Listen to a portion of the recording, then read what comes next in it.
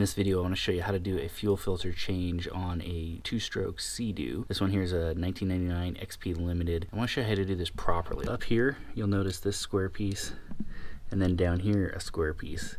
This is the canister that will drop down. 20 mil fits on that, and 17 mil fits on that. You want to put a catch can or rag or something under there to catch any fuel that may spill out. So those are the two guys you need there to do that, and that's it tool-wise. Now parts-wise, there's two parts you need to do this. These are the two parts you're going to need. I don't believe either are available through SeaDoo any longer. The filter on the right and the O-ring on the left. The O-ring is not optional. You definitely need to do that, and I'll show you why in a second. And I'll have links in the description if you want to purchase these.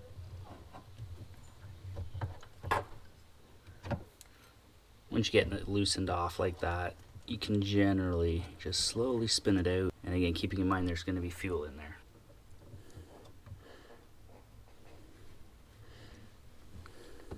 Just lower the bowl, let the filter drain, and that's going to be quite full. You can come pull your filter out.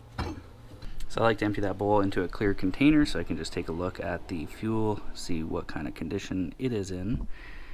You're going to want to clean that out.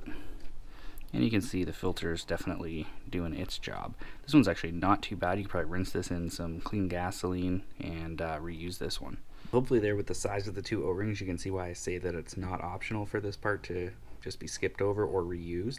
The bottom one is the one that just came out, so getting that back into that groove there is going to be next to impossible. So once this is cleaned out, I'll go ahead and insert the new one.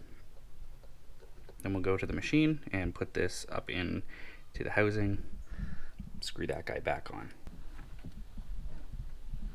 And before you screw it in, just make sure that gasket is seated correctly in there.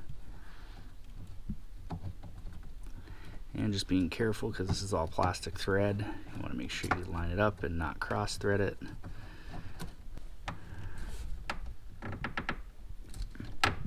Generally you can hand tight those enough. If you want to just double check it with your wrench, that's fine too.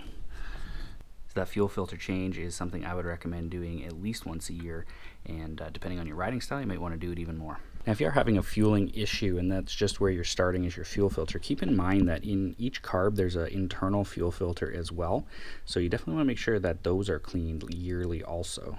So that's how you change your fuel filter on a SeaDoo 951 or any of these two-stroke SeaDoos that have that style filter. I've got a lot of other videos on my channel. Take a look at this playlist here for all kinds of different SeaDoo modification videos you can do to the 951 two-strokes, and a lot of the stuff will apply to other two-strokes as well.